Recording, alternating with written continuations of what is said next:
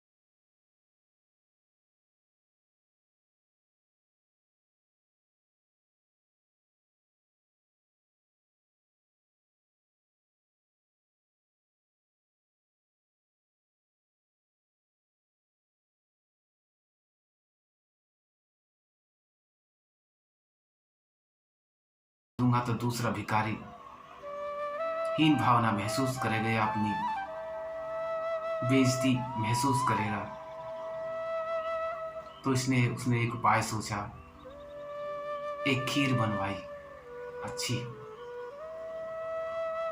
उस खीर के अंदर हीरे मोती रखवा दिए गए और ऊपर से उस कटोरे में खीर भर दी गई। और ऐसे करके अगले दिन राजा मंदिर की तरफ चल देते हैं। जब राजा मंदिर जाते हैं, पूजा पाठ करते हैं, कान्हा जी को भोग लगाते हैं और आकर के रोजाना की तरह सीढ़ियों पर आकर बैठ जाते हैं। और जो भिखारी था उसकी तरफ मुस्कुराते हुए कहते हैं, जो उनसे डेली कहता था कि हे राजा तू मुझे इतना दे कि मुझे कभी भीख मांगने की जरूरत ही ना पड़े।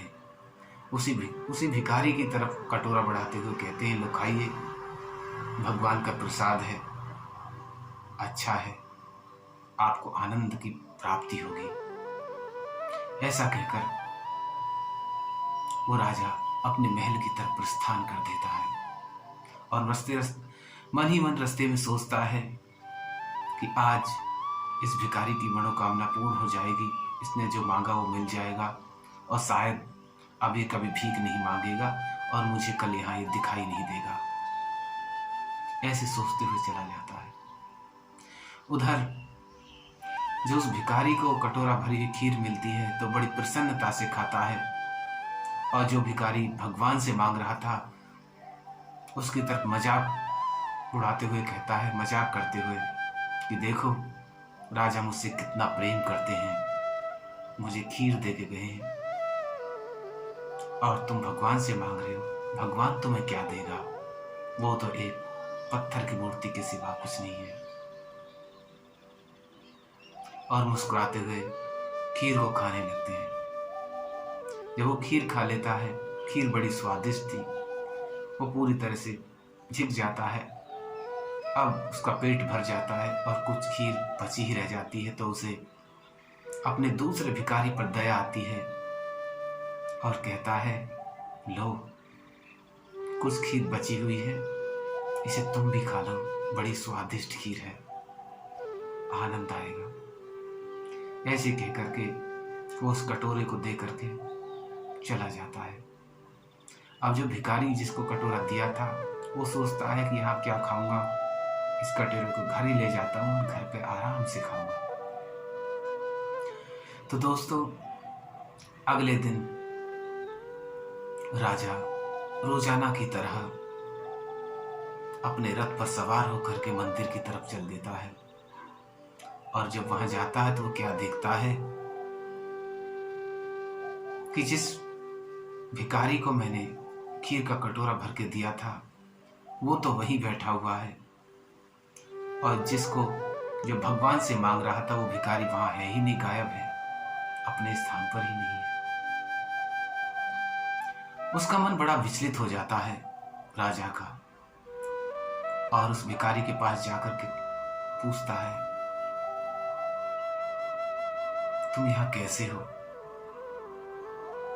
तुम्हें कल खीर दी थी, कैसी लगी? तो बोलता है, राजा, खीर बड़ी स्वादिष्ट थी। तो राजा बोलते, तो मैंने खा लिया, मेरा पेट भर गया, और जो कुछ बची हुई थी मैंने अपने साथ वाले भिखारी को दे दी। अब राजा मन ही मन मुस्कुराता है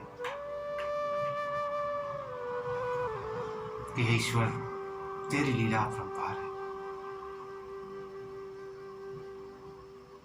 बड़ा मुस्कुराता है और मन ही मन उस ईश्वर से क्षमा भी चाहता है कि मुझे माफ कर देना, मैं कौन देने वाला, सबको देने वाला तो तू ही है।